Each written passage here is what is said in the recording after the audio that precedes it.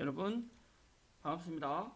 이번 시간 저희는 원가 계산 과목에서 요소별 원가 계산에 대해서 학습하려 합니다.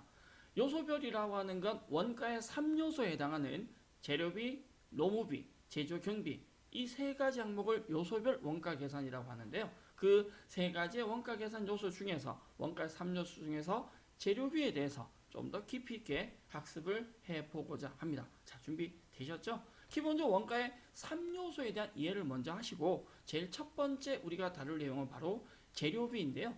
재료비에 대한 내용에서 재료비의 기본적인 정의, 재료비의 기본적인 정의와 재료비의 분류에 대해서 얘기를 하고자 하는데 재료비에 대한 이해가 먼저 되기 위해서는 저희가 참고로 재료에서 재료비를 계산을 한다라고 했고요. 이 재료에서 재료의 소비액, 실질적인 사용액을 재료비다라고 얘기를 한다라고 했는데 재료비에 대한 이해부터 먼저 하고 간다면 기업이 제품을 생산하는 데 사용할 목적으로 가지고 있는 혹은 외부로부터 매입한 물품을 그걸 우리는 재료라고 했고요. 이 재료를 가지고 있을 때 그 재료에 대해서 제품의 제조 과정에서 소비된 사용된 것을 우리는 재료비라고 얘기한다. 앞에 얘기했듯이 재료에서 매입액이 중요한 게 아니라 재료에서 소비액을 직접 계산한다 라고 얘기를 했는데 우리가 재료비에 대한 내용은 이미 앞 시간에 조금 다양하게 훑어보았기 때문에 간단하게 요 기본 개념만 잡고 넘어가도록 할 건데요. 이러한 재료비가 세부적으로 어떻게 분류가 되는지 재료비의 분류에 대한 얘기를 한번 해보겠습니다. 재료비는 제조 활동, 제품을 제조 활동에 어떻게 사용되는 형태에 따른 분류로 나누어서 얘기할 수 있고요. 두 번째는 추적 가능성에 따른 분류로 얘기할 수 있습니다. 먼저 이 추적 가능성에 따른 분류는 이미 우리가 학습한 내용입니다. 특정 제품 하나에만 들어가는 비용을 우리는 직접비, 둘 이상의 제품에 같이 들어가는 비용을 간접비다라고 얘기를 했었는데요. 바로 이 재료비 자체가 직접 재료비와 간접 재료비로 나눌 수 있다는 건데 실제 저희가 다룰 내용은 바로 형태에 따른 분류입니다. 제조 활동에 사용된 형태에 따라서 주요 재료, 부품, 보조 재료, 소모, 공구, 기구, 비품비 이렇게 재료비에서 제조 활동에서는 형태에 따라서 그게 네 가지로 나눌 수 있다라고 얘기를 하고는 있는데요. 실제로 우리가 재료비를 이렇게 네 가지 항목으로 세분화시켜서 나누는 경우는 잘 없다라고 생각해 주시고 이론적으로 이러한 부분들이 나뉘어진다라고 그냥 눈으로만 봐주셔도 그게 문제가 되지 않을 것 같습니다. 더불어서 추적 가능성엔 앞에 얘기 드렸듯이 직접 재료비와 뭐로 나눌 수 있다라는 거 간접 재료비로 나눌 수 있다라는 얘기는 드리고 싶고요. 그러면 재료비에 대한 분류에서 제조 활동에 사용된 형태에 따른 추적 가능성에 따른 세부적인 내용 하나씩 확인 한번 해보죠. 먼저 제조 활동에 사용되는 형태에 따른 분류에 첫 번째 나오는 게 주요 재료비인데요. 제품의 주요 부분을 구성하는 재료다. 이를테면 가구 회사의 목재나 자동차 회사의 철판, 제과 회사의 밀가루 등 핵심적인 부분을 우리가 주요 재료비라고 얘기를 합니다. 핵심적인 부분. 두 번째, 부품비라고 하는 건 제품에 그대로 부착을 해서 구성되는 물품이다. 자동차 제조업에서 타이어를 한번 예를 들어 본다면요. 우리가 짚고 넘어갈 건 타이어 공장에서는 이 타이어 자체가 완성품입니다. 그렇죠? 타이어를 만드는 공장에서는 타이어 자체가 완성품이지만 자동차에는 타이어가 기본적인 부품이다. 즉 앞 단계, 전 단계에서는 분명히 완성품인데 그걸 가지고 와서 부착을 해서 만들어지는 물품, 구성되는 물품, 그걸 우리가 부품이라고 얘기한다. 기본적으로 좀 조심할 건 타이어 자체는 타이어 회사에서는 완성품에 해당한다 라는 얘기는 드리고 싶고요. 보조 재료는 제조 과정에서 보조적으로 사용하는 재료다. 가구 회사의 못이나 의복 회사의 실이나 단추 이렇게 되는데 지금 부품비와 보조 재료비의 공통점이 있죠. 부품비나 보조 재료 전부 다 각각의 개별 전 단계에서는 완성품일 수 있습니다. 즉 다시 이야기해서 못을 만드는 회사에서는 못 자체가 완성품이 되고 실이나 단추 만드는 회사에서는 실과 단추가 완성품이 되는데 부품과 보조 재료의 차이점은 난이도, 구성하는 비중에 따라 차이가 좀 날 수도 있다. 자동차 회사의 타이어를 부품이라고 한다면 못이나 의복 회사의 실과 단추 그렇게 중요하지 않는 부분들을 우리는 보조 재료다라고 한다라고 이해를 하시면 될 것 같고요. 소모 공구 기구라고 하는 건 일반적인 망치나 드라이버 같은 소모성 공구라고 생각을 하시면 될 것 같습니다. 어쨌거나 제조 활동의 상태에 따라서 우리가 재료비, 이 재료비라고 하는 걸 제조 활동에 따라서 크게 네 가지로 나눌 수 있다는 건데 앞에도 잠깐 얘기 드렸듯이 그게 핵심적이거나 중요한 내용은 아니다. 이렇게 나눌 수 있다 정도만 구분하시면 될 것 같고요. 일반적인 전산 세무나 일반 자격시험의 이 형태에 따른 재료비의 형태에 따른 분류가 출제 빈도가 높지는 않습니다. 잘 출제되지는 않고 있고요. 전산회계 운용사라는 시험에서는 항목별로 물어보긴 합니다. 우리가 이론적으로는 제조 활동에 따라서 재료비를 크게 몇 가지로 나눌 수 있다. 네 가지다. 주요 재료, 부품, 보조 재료, 소모 공구 기구 그리고 이 안에 어떠한 항목들이 들어가는지 정도만 구분하시면 될 것 같다라고 얘기를 드리고 싶어요. 이러한 재료비를 추적 가능성에 따라서 직접 재료비와 간접 재료비로 나눌 수 있다라고 했는데 특정 제품 하나에만 사용하는 재료비를 우리는 직접 재료비라고 해서 주요 재료나 부품은 직접 재료비에 해당합니다. 상대적으로 보조 재료비나 소모 공구 기구는 간접 재료비에 해당하는데 앞에 얘기 드렸던 타이어나 못, 실과 단추 이런 부분들이 어떤 제품의 구성됨에 있어서 중요도에 따라서 분류를 좀 할 수 있다. 분류해서 접근하시면 오히려 이해가 조금 더 빠를 수 있을 것 같습니다. 재료비의 분류에 대해서 학습을 하셨는데 분류는 그게 중요한 내용은 아니다 라고 한번 더 얘기 드리고 싶고요. 재료에 대한 매입에 대한 회계 처리를 한번 볼 건데 재료를 매입을 했을 때 원재료에서 하나만 사용할 수도 있고 이걸 형태에 따라서 분류해서 나눌 수도 있다라는 건데 우리가 재료를 매입했을 때 원재료 계정 하나만 쓰면 당연히 원재료로 회계 처리를 하지만 이걸 형태에 따라 나눈다면 주요 재료, 부품, 보조 재료, 소모 공구 기구로 나눌 수 있다. 앞에 잠깐 얘기 드렸듯이 일반적인 재료에 대한 회계 처리는 분류하지 않고 그냥 하나로 처리한다 라고 설명을 드렸는데 좀 더 세분화시켜서 우리가 원가 관리를 할 때는 나누는 경우도 있다 라고 얘기 드리고 싶습니다. 다만 저희 자격시험에서는 그렇게 나누어서는 얘기를 잘 하지 않는다 라고 얘기 드리고 싶고요. 재료를 매입을 하고 난 뒤에 출고 우리가 공장으로 보낸다라고 한다면 재료비를 거쳐서 뭐 직접 간접 소비가 되겠죠. 그래서 뭐 원재료 하나만 사용하는 경우는 그게 문제 안 될 거니까 재료에 대한 분류별로 계정을 나누었다 네 가지로 그럼 이걸 항목별로 나누어서 재료비로 대체가 되고 이 재료비는 또다시 제공품과 제조 간접비로 나뉘어지게 되는데 우리가 제공품으로 가는 건 직접 소비고 제조 간접비로 가는 건 간접 소비죠. 앞에 얘기했듯이 주요 재료와 부품은 제공품으로 갈 것이고 직접비니까 보조 재료나 소모 공구 기구는 제조 간접비로 갈 것이다. 간접비니까 이 재료 자체를 형태별로 나누었다라면 직접 간접 이 직접비와 간접비 분류 자체가 굉장히 간단해진다라고 얘기를 드릴 수 있습니다. 재료의 매입이나 출고에 대한 내용을 보셨는데 그렇게 뭐 중요하거나 그렇게 어렵다거나 하실 내용은 아니다. 간단하게만 보고 넘어갈 건데 이번 시간 여러분들이 핵심적으로 암기하실 바로 내용은 앞에 보셨던 재료비나 재료비의 분류보다는 지금 보시는 내용입니다. 재료, 감모, 손실이라는 내용에 대해서 얘기를 한번 해볼 건데 일단 제목 자체가 재료, 감모, 손실이다. 손실이라는 용어가 들어갔으니까 이름만 딱 놓고 본다면 일단 이건 플러스가 아니고 뭐다? 마이너스다. 다시 이야기하면 좋은 것이 아니라 안 좋은 것이다. 재료, 감모, 손실을 조금 풀어서 얘기하자면 장부의 재료에 대한 장부 재고 수량과 실지 재고 수량이 실질적으로 장부의 수량과 실지 수량이 같아야 정상이에요. 예를 든다면 장부에 100개가 있다고 써져 있다면 창고에도 실제로 100개가 있어야 된다. 이게 정상이라고요. 같아야 된다고. 근데 이러한 재료에 대한 수량이 도난, 파손, 부패 등의 이유로 인해서 장부 재고 수량보다 실지 재고 수량이 부족한 것, 이 장부 재고와 실제 재고가 다를 때 발생하는 것이 바로 재료 감모 손실이다라는 건데 여러분들이 회계를 학습을 하셨다면 기억하실 모르겠는데요. 회계에서 현금의 장부 재고와 실제 재고가 다를 때, 현금의 장부 금액과 실제 금액이 다를 때 그 차익을 우리는 현금 과부족이라는 개정이 있었습니다. 그래서 장부보다 실제가 많을 수도 있고 장부보다 실제가 작을 수도 있다라고 얘기했는데, 감모 손실은 한 가지입니다. 두 가지가 아니고요.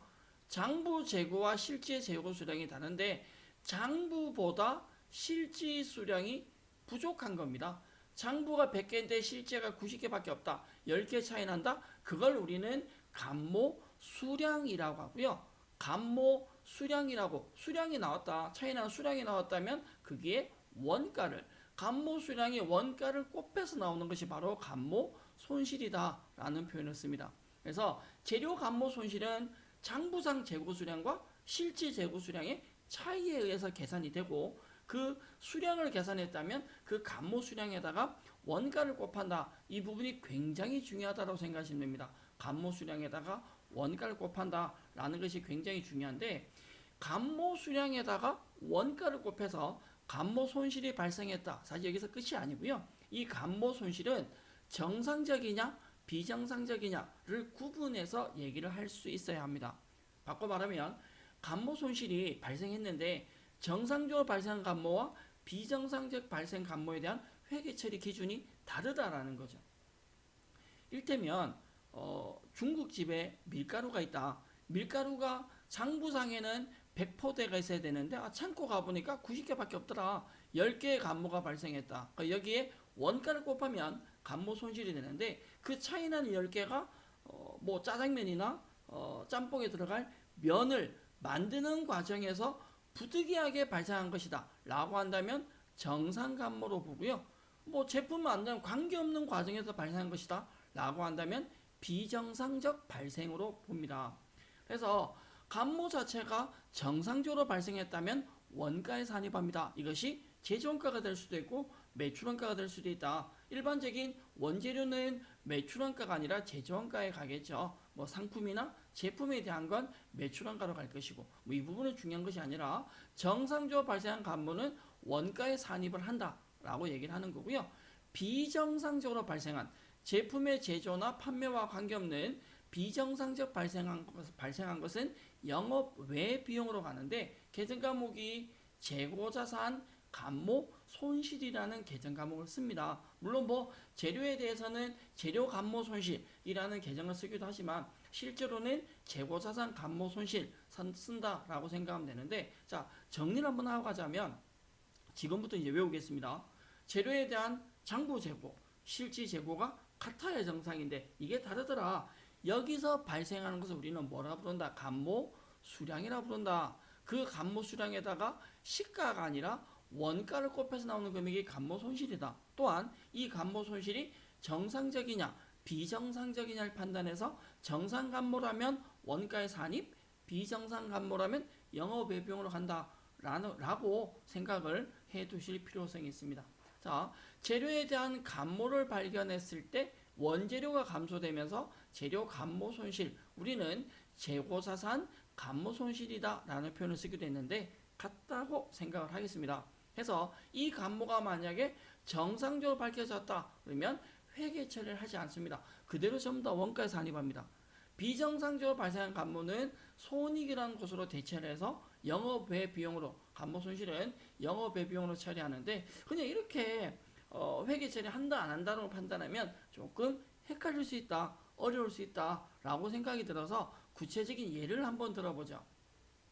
자, 감모 손실에 대한 예제입니다. 월 초에 원재료 재고액이 10만원 있다. 원재료 소비액이 80만원 있고요. 원재료 매입액 90만원 있다라고 나오는데, 자 우리가 정리를 한번 해보면 월 초에 재료가 10만원 있었고 우리는 90만원을 매입을 했다라는 거죠. 그리고 소비, 사용한 게 80이다. 그러면 월말에 남아야 되는 게 얼마가 남아야 되냐라는 질문을 제가 드리고 싶어요. 다시 갑니다.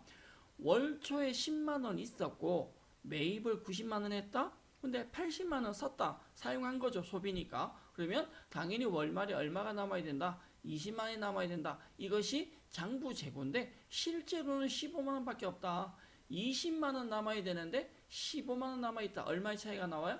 5만 원 차이가 나오죠. 그걸 우리가 뭐라고 부른다? 감모 손실이라고 부른다. 그럼 정리를 한번 해볼 텐데 원재료 계정 얘기를 한번 해봅시다. 원재료 계정에는 네 가지의 구성 요소가 들어가죠. 먼저 첫 번째 월초 재료 재고액이 들어갑니다. 월초의 재료가 얼마가 있었느냐? 또한 재료 매입액이 들어갈 거고요. 바로 이 월초와 매입액을 더하면 내가 쓸 수 있는 사용 가능한 원재료 금액이 나올 겁니다. 그래서 재료비, 이 재료비 자체가 바로 재료 소비액이죠. 이 재료비가 소비액, 사용액이 됩니다. 이 재료비가 소비액이 되고요. 이 소비액을 감안을 하면 감모 손실 혹은 월말 재료 이런 형태로 계산이 될 수 있는데 실제로 월초 재료 재고액이 10만 원 있었다라고 가정을 하고요.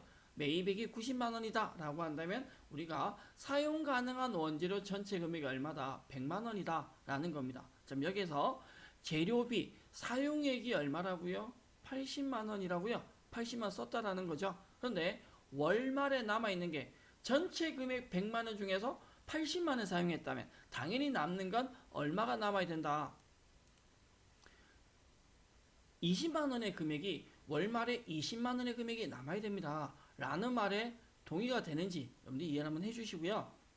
그런데 실제로 가보니까 15만 원밖에 없더라. 월말이 장부상에 20만 원 남아야 되는데 15만 원밖에 안 남더라. 라고 하는 건 차이 나는 금액이 있다. 그 차이 나는 금액을 우리가 뭐라 부른다?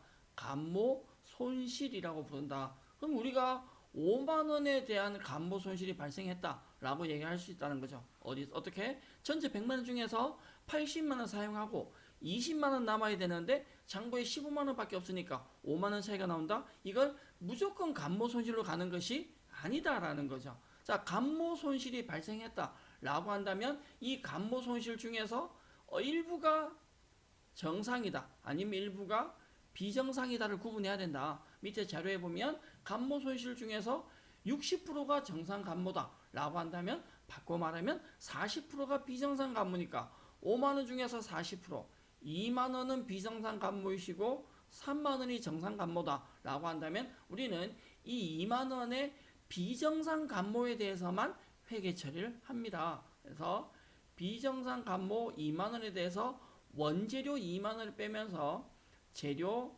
감모 손실 2만원 분견하겠죠. 그럼 감모 손실에 2만원이 들어갑니다. 그럼 어떻게 되냐? 원래 재료비가 얼마였어요? 80만원이었습니다. 그런데 감모 손실 2만원, 월말 남아있는 거 15만원 빼게 되면 차이 나는 금액이 얼마가 나오느냐? 80만원에 정상 감모 3만원이 보태진 재료비는 83만원으로 들어갑니다. 자, 방금 얘기했듯이 재료비에 들어가는 금액이 얼마냐를 판단하신다면 83만원이 되는데 이 83만원이라고 나오는 금액은 어디서 나온 거냐? 일반적인 재료 소비액 80만원에다가 정상적으로 발생한 감모 3만원이 보태져서 재료비가 83만원이 된다라는 거죠. 그러면 전체적인 흐름에 있어서는 우리가 감모를 먼저 계산을 하고 그 계산된 감모를 기준해서 이것이 정상 감모냐 아니면 비정상 감모냐를 나뉘어서 비정상 감모에 대해서만 회계 처리하면 나머지 정상 감모는 전부 다 어디에 포함된다? 재료비에 포함된다. 해서 정상 감모는 원가에 산입이 된다 라는 말에 이해가 공감이 되실지 모르겠습니다.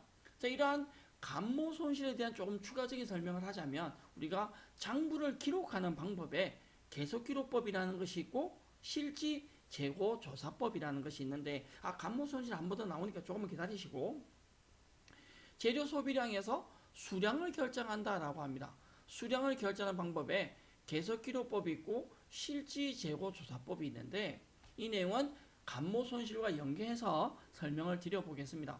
계속기록법은 쉽게 이야기하면 재료에 대한 입출구, 들어오고 나가고 하는 모든 내용을 장부에 계속적으로 그 사실을 기록한다. 이것이 계속기록법이다. 하나가 들어오거나 하나가 나갈 때 모든 걸 다 적어주는 것이 계속기록법이고요.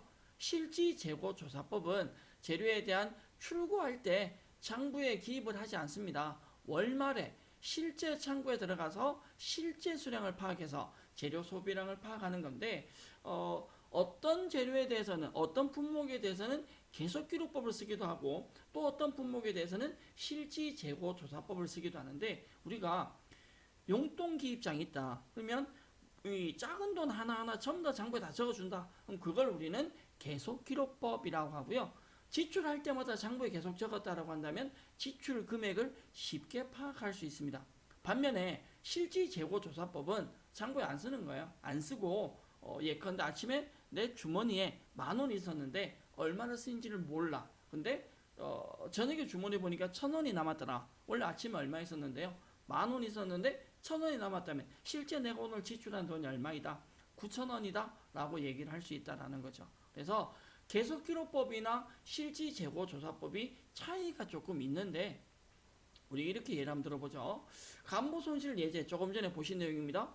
월초 원재료가 10만원, 매입액이 90만원, 실제 소비액이 80만원. 근데 남아있는 것이 15만원이다 라고 가정할 때 원재료를 구분을 한번 해볼 건데요. 계속기록법과 실지재고조사법과 계속기록법, 실지재고조사법을 병행할 때 비교를 한번 해보도록 하겠습니다. 먼저 실무 예제 자체를 계속기록법에 하에서 계속기록법이다라고 생각을 하고 정리를 한번 해보면 어떻게 되냐 확인 한번 해보실 건데 자 먼저 월초 재료 재고액이 얼마 있었다? 10만원 있었다. 그리고 우리는 재료를 매입합니다. 얼마 매입을 해요? 90만원 매입합니다. 그럼 내가 가지고 있는 전체 원재료가 얼마이다? 100만원이다. 여기까지는 되셨죠? 그러면 실제로 우리가 재료를 사용하면 재료비, 소비액이 계산이 될 건데 자 계속기록법이니까 재료를 계속 사용한 거예요. 얼마를 쓴지 안다라는 겁니다. 그럼 장부상의 재료 소비액 이게 장부상의 금액이죠. 장부상 사용한 금액. 따라서 계속기록법 하에서는 재료 소비액이 80만원 이렇게 갑니다. 그러면 당연히 장부상엔 월말에 얼마가 남아있어야 돼? 20만원 남아있어야 됩니다. 이렇게 정리가 되는 것이 계속기록법이다. 계속기록법의 특징이 하나는 장부 정리를 계속 해준다. 결론 이건 장부상 금액이다 라고 생각을 하시면 되고요. 이걸 실지재고조사법에 대입시켜서 어떻게 반영되는지 한번 본다면 월초 금액, 월초 재료 재고액이 10만원 있다. 자 재료를 매입을 하는데 90만원 매입했다. 여기까지는 차변 금액은 계속기록법이나 실지재고조사법이나 어떻게 똑같다. 차이는 없다라는 거고요. 원재료 계정에서 재료비 금액을 확인할 건데 실지재고조사법은 장부 작성을 안 한다 그랬습니다. 장부 작성을 안 하기 때문에 재료비 금액을 몰라. 그러면 월말에 창고 와서 직접 보니까 이 15만원이 실지 확인된 금액이죠. 실제로 확인된. 창고에 가보니까 15만원이 있더라. 그러면 이론적으로 100만원의 원재료 중에서 사용하고 얼마를 사용했는지 모르겠는데 쓰고 난 뒤에 남는 돈이 15만원이라면 사용된 금액이 얼마이다? 85만원이다 라고 얘기를 할 수 있다는 거죠. 그래서 분명히 지금도 보시기에 계속기록법과 실지재고조사법의 금액이 원재료 금액이 다르게 나옵니다. 동일한 동일한 자료를 가지고 처리를 했는데 그러면 다시 묻는데 계속기록법이 정확하냐? 실지재고조사법이 정확하냐? 라고 물으면 뭐라고 대답을요? 계속기록법이 정확하냐? 실지재고조사법이 정확하냐? 라고 묻는다면 둘 다 틀렸습니다. 만약에 감모손실이 발생하지 않는다, 발생하지 않았다라고 한다면 계속기록법을 쓰건 실지재고조사법을 쓰건 결과는 동일하게 나옵니다. 근데 저희는 지금 장부상 실제로 쓴 게 80만원? 그럼 장부상엔 20만원 남아야 되는데 월말에 15만원 밖에 없다? 이 자료를 가지고 그대로 본다면 감모가 발생했다. 15만원에 아니죠. 5만원의 감모 손실이 발생했다. 왜? 100만원 중에서 실제 쓴 게 80만원인데 월말에 20만원인데 월말에 15만원 밖에 창고에 없다.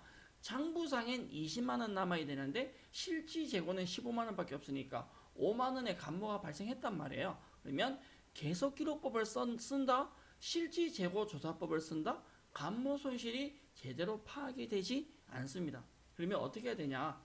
월초에 재료가 10만원 있었다. 내가 매입을 합니다. 90만원. 우리가 가진 원재료 얼마의 금액이 100만원인데 이제 볼게요. 마무리합니다. 재료비, 소비액이 얼마라고요? 80만 원 썼다고요. 근데 월말 남아야 돼. 100만 원 중에서 80만 원을 썼다면 당연히 월말에 얼마가 남아야 돼요? 20만 원이 남아야 됩니다. 여기까지가 계속기록법이죠. 그런데 창고에 가보니까 실제로 이 금액이 20만 원이 아니라 얼마밖에 없더라? 15만 원밖에 없더라. 그럼 얼마가 차이 난다? 5만 원 차이 난다. 장부상에 20만 원 남아야 된다. 그건 계속기록법이고 창고에 가보니까 얼마밖에 없더라? 15만 원. 이건 실지재고조사법이죠. 그럼 차이 나는 건 얼마 차이나? 5만 원 차이나. 이걸 우리는 뭐라 부른다? 감모 손실이라 부른다. 이 감모 손실이 정상이다 혹은 비정상이다. 그건 차후 문제고요. 실제로 감모 손실이 계산이 되려면 감모 손실을 확인하려면 계속기록법과 실지재고조사법이 병행이 되어야지만 확인이 가능합니다. 그래서 감모가 발생했을 때 창고에 계속 적어주는 계속기록법이 정확하냐 아니면 창고에 가서 실제로 확인하는 실지재고조사법이 정확하냐라고 묻는다면 둘 다 정확하진 않다. 우리가 정확하려면 계속기록법과 실지재고조사법이 계속기록법은 장부정리를 하는 것이고 실지재고조사법은 실지수량을 파악하는 거니까 두 가지 방법이 병행되어야지만 감모 손실을 확인할 수 있다라고 얘기를 할 수 있고요. 두 가지 방법이 병행해서 작성하셔야 정확한 내용이 관리 가능하다, 정확한 수량 관리가 가능하다라고 얘기를 드릴 수 있습니다. 그래서 방금 설명드린 대로 재료 소비량의 단가 결정 방법에 계속기록법과 실지재고조사법이 있는데 우리가 감모 수량을 파악을 하려면 이 두 가지 방법이 어떻게 병행이 되어야 된다라고 얘기를 할 수 있습니다. 계속기록법과 실지재고조사법을 병행을 해야지만 감모 수량을 쉽게 파악이 된다. 감모 수량이 쉽게 파악이 되어야 감모 손실도 쉽게 확인할 수 있겠죠. 자, 이러한 단가 수량에 대한 걸 보셨다면 이제 얘기할 건 단가 결정 방법인데 조금 전에 보신 이 계속기록법이나 실지재고조사법은 수량에 대한 얘기라면 재료 소비량의 단가의 결정 방법은 선입선출법, 후입선출법, 이동평균법, 총평균법, 개별법 이렇게 얘기할 수 있는데 저희가 지금 원가 회계, 원가 계산하면서 이 단가 결정법에 대한 따로 뭐 설명은 드리진 않을 건데 재료 소비량에 대한 단가는 먼저 드는 걸 먼저 판다. 그걸 우리가 선입선출법, 나중에 드는 걸 먼저 판다. 후입선출법, 평균 낸다. 이동평균, 총평균 이렇게 얘기를 할 수 있는데 일반적인 자격시험에서 수량결정법과 단가결정법을 구분하는 것, 다른 거 이렇게 많이 물어볼 수는 있습니다. 그래서 단가결정법에 이런 것이 있다 정도는 구분하시고 실제로 뭐 예를 들어서 개별법이라는 게 있는데 개별법은 모든 자산 다 따로따로 장부를 작성하는 거죠. 네, 제일 정확하지만 실제로 그렇게 할 수는 없다라고 얘기는 드릴 수 있습니다.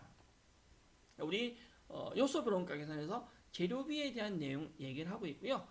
예제 문제 확인해 본다면 첫 번째 문제입니다. 다음 보기 중에서 원가의 흐름이 무엇이냐라고 물었는데 뭐 단순하죠. 원가 흐름이라고 하는 건 재료비에서 제공품, 제품을 거쳐서 뭘 계산한다. 매출, 원가를 계산한다. 뭐 앞에 학습한 내용에 대한 예제 문제입니다. 문제 답은 4번이고요. 두 번째 문제입니다. 우리 회사에 당월 직접 재료비 사용액, 이게 소비액이죠. 13,000원이다. 월말 직접 재료비는 월초에 비해서 2,000원 감소했을 때 재료 구입액이 얼마인가? 라고 물었는데 이런 문제들은 반드시 T자를 그리셔야 된다. 원재료 묻는 문제니까 원재료 가정하시고 월초 금액과 재료 매입액 그리고 재료 소비액 이게 재료비죠. 그러고 나면 월말 금액이 나오는데요. 직접 재료비, 월말의 직접 재료비는 월초에 비해서 2,000원 감소했다라고 하니까 우리가 뭐 월초가 5,000원이 있다라고 가정을 한다면 월말은 3,000원이 되죠. 문제 물었는 건 구입액이 얼마냐 물었다. 그리고 소비액이, 사용액이 13,000원이라고 남아 있으니까 그래서 가급적이면 이런 문제들은 T자를 그려서 대입을 해서 푼다면 실수를 좀 안 하지 않을까 생각을 한번 해봅니다. 예전 문제 답은 2번 11,000원이 되겠죠. 이렇게 적어놓고 나면 이건 회계 문제가 아니라 산수 문제가 된다. 세 번째 문제입니다.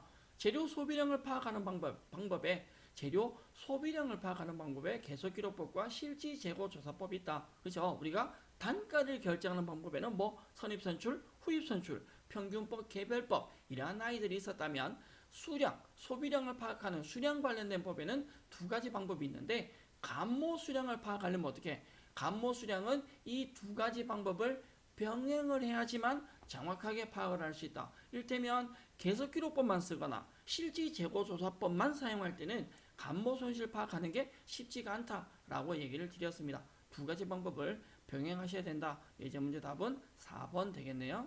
자, 제조기 원가 흐름에 대한 예제 문제에서 문제 하나 더 보겠습니다. 기말 제공품은 기초 제공품에 비해서 이 예제는 우리 재료비랑 크게 상관없지만 원가 흐름에 연결된 문제에서 한 문제만 더 확인하죠. 기말 제공품의 기초에 비해서 50만원 증가했다. 제조 과정에서 직접 재료비가 차지하는 비율이 60%이다. 단기 제품 제조원가가 150만원일 때 가공비가 얼마냐고 물었습니다. 사실은 저희가 앞 시간에 다루었던 내용이긴 한데요. 워낙 중요하고 문제에 자주 나오기 때문에 한 번만 더 정리를 하겠습니다. 제공품 계정을 묻는 문제이죠. 제공품에서 월초 제공품에 재료비가 있고 노무비가 있고 제조 간접비가 있습니다. 이게 제조원가죠. 그 다음에 월말 제공품을 빼고 나면 완성품인 제품이 나오는데요. 기초에 비해서 50만원이 기말이 증가했다면 기초를 0으로 본다면 월말은 50만원 됩니다. 그리고 완성품이 150만원이다. 완성품 150이다. 라고 가정한다면 여기 있는 이 금액 재료비, 노비, 제조간접이 되어 있는 총 제조원가 금액이 200만원이다 라는 걸 얘기를 할 수 있을 겁니다. 여기까지는 대시셔야 되고 문제에서 물었는 건 가공비를 물었습니다. 가공비라고 하는 건 재료비를 제외한 노무비와 제조간접비 합이죠. 근데 예제 문제에서 직접 재료비가 60%이다. 200만원에 60%가 재료비고 40%가 가공비다 라고 얘기했습니다. 문제 묻는 건 가공원가니까 200만원에 40%인 80만원이 답이 될 것 같습니다. 실제로 우리가 원재료에 대한 요소별 원가에서 재료비에서 원재료에 대한 예제 T자 그려서 문제 푸는 것도 보셨고 원가 흐름에 연결되는 제공품에 대한 예제 문제도 보셨는데 이러한 형태가 자꾸 반복되는 이유는 그만큼 내용이 굉장히 중요하다. 원가 흐름에서 제공품이나 제품에 대한 그 계정에 대한 이해는 필수이다 라고 얘기를 드리고 싶습니다. 이번 시간 저희는 요소별 원가 계산에서 재료비에 대한 얘기를 했었는데 사실은 재료비 자체에 대한 분류보다는 감모 손실이 이번 시간에 핵심적인 내용이다 라고 얘기 드릴 수 있을 것 같습니다. 감모가 발생할 때 어떻게 계속기록법, 실지재고조사법을 병행해서 감모 수량을 파악하고 그 감모 수량에 원가를 곱해서 감모 손실을 계산한다 라고 얘기 드렸습니다. 이번 시간 재료비에 대한 내용에 대해서 학습하셨고요. 제가 다음 시간에는 요소별 원가 계산 두 번째 노무비에 대해서 학습을 하도록 하겠습니다. 고생하셨고요. 저희는 다음 시간에 노무비와 함께 여러분들 만나도록 하죠. 수고하셨습니다. 다음 시간에 인사드리겠습니다. 감사합니다.